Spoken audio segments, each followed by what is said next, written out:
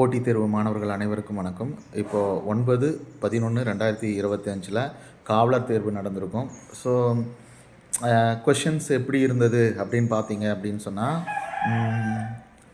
ரொம்ப எளிமைன்னும் கிடையாது, ஏன்னா ரொம்ப டஃப்னும் கிடையாது. ஸோ அது ஒரு மாட்ரேட்டு. ஆனால் எல்லாருக்கும் ஒரு நெருடல் இருக்கும், கட் ஆஃப் எப்படி இருக்கும் அப்படிங்கிறது. இப்போ லாஸ்ட் டைம் கொஷின் பேப்பரை நம்ம எடுத்து வச்சு பார்க்கும்போது அந்த கொஷின் பேப்பரை விட இந்த கொஷின் பேப்பர் தரமாக இருந்தது. இன்னொன்று வந்து பார்த்திங்க அப்படின்னு சொன்னால், இந்த கூற்றுக்காரணி அந்த மாதிரி போட்டது ஒரு இது. இன்னொன்று கடந்த 2 வருஷத்தை தாண்டி இந்த தடவை வந்து பார்த்திங்கன்னா சயின்ஸில் 10 கேள்வியாக இருந்தது, இப்போ 15 கேள்வியாக போய் ஒரு கேள்வி கரண்ட் அஃபேர்ஸில் வந்துச்சு. ஸோ அதை நம்ம அடிப்படையில் நம்ம வச்சு பார்க்கும்போது போன முறை வந்த கட் ஆஃபு இந்த முறை வரதுக்கான பாசிபிலிட்டிஸ் வந்து கிடையாது. ஸோ அப்போது கொஞ்சம் கட் ஆஃப் வந்து ஒரு 2 மார்க்ஸு அதுக்கு மேலேயும் குறையலாம், சரிங்களா? ஸோ அதை நம்ம பார்க்க வேண்டியது இருக்குது. ஸோ ஒரு 2 அல்லது 2 மார்க்ஸ்க்கு மேலே குறையறதுக்கான பாசிபிலிட்டி இருக்குது. ஸோ நிறைய சொல்லுவாங்க, கட் ஆஃப் வந்து இவ்வளோ இருந்தால் நீங்கள் ஃபிசிக்கல் பண்ணுங்கள் அப்படின்னு சொல்லுவாங்க. நான் உங்களுக்கு ஒரு உண்மையை வந்து சொல்கிறேன். கட் ஆஃப் என்பது என்னென்னா கடைசி மதிப்பெண், சரிங்களா? கட் ஆஃப் அப்படிங்கிறது கடைசி மதிப்பெண். ஸோ அந்த கட் ஆஃபை வச்சுக்கிட்டு நம்மளால் வந்து பார்த்திங்கன்னா ஃபிசிக்கலில் டபுள் ஸ்டார் போட்டாலும் கிடைக்குமா அப்படிங்கிறது வந்து டவுட்டு தான். ஏன்னா இட்ஸ் நாட் டிஎன்பிசி, இது வந்து போலீஸு. அப்படி போலீஸ் எக்ஸாம் இருக்கும்போது இப்போ ஃபார் எக்ஸாம்பிள் போன தடவை என்ன கட் ஆஃப் விட்டாங்களோ அந்த கட் ஆஃப் இந்த தடவை வராது.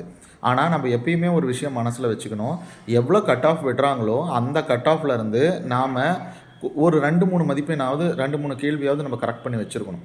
ஸோ அப்படி பார்க்கும்போது என்னுடைய பர்சனல் ஒரு அசம்ஷன் என்ன அப்படின்னு பார்த்தீங்கன்னா, 58 மதிப்பெண்கள் எடுத்திருந்தால், அதுக்கு கீழேயும் கூப்பிடுவாங்க அப்படிங்கிறது என்னுடைய கணிப்பு.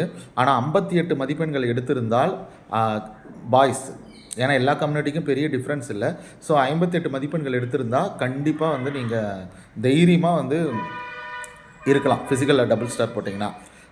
கேர்ள்ஸுக்கு வந்து 50க்கும் கீழே போகிறதுக்கான பாசிபிலிட்டிஸ் இருக்குது. ஸோ ஒரு 48, 49 அந்த ரேஞ்சு, ஓகேங்களா? ஏன்னா கேர்ள்ஸை பொறுத்த மட்டும் பாய்ஸுக்கு இணையாக வந்து ஃபிசிக்கல் வந்து பண்ண மாட்டாங்க.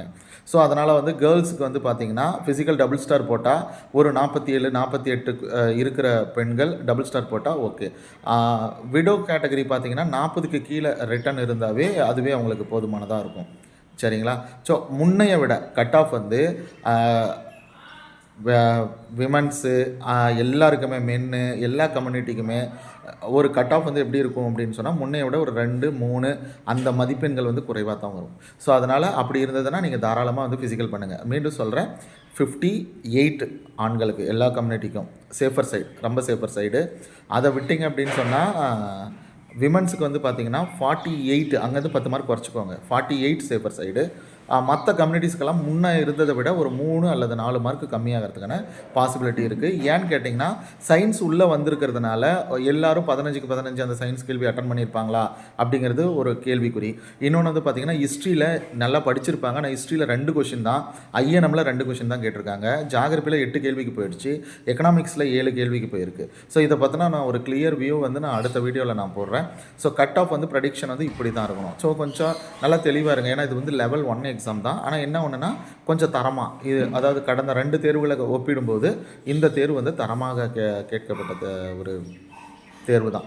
ஸோ அதனால் இந்த கட் ஆஃபில் இருந்தீங்கன்னா நீங்கள் தாராளமாக ஃபிசிக்கல் பண்ணி ரெடி ஆகுங்க, ஓகேங்களா?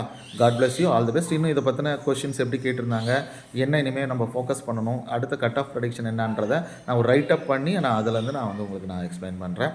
நம்ம சேனலை சப்ஸ்கிரைப் பண்ணலைன்னா சப்ஸ்கிரைப் பண்ணிக்கோங்க, தொடர்ந்து சப்போர்ட் பண்ணுங்கள். இது ஜஸ்டிஸ் ஐஏஎஸ் அகாடமி, இது வந்து தருமபுரி மாவட்டம் மொரப்பூர் என்ன ஒரு ஊரில் இருக்குது, ரயில் நிலையம் அருகில் இருக்குது, சரிங்களா? தொடர்ந்து சப்போர்ட் பண்ணுங்கள். ஏதாவது டவுட்டுன்னா கேளுங்க. நீங்கள் ஜஸ்டிஸ் ஐஏஎஸ் அகாடமின்னு போட்டிங்கன்னாவே என்னுடைய நம்பர் வரும், okay? Thank you, God bless you.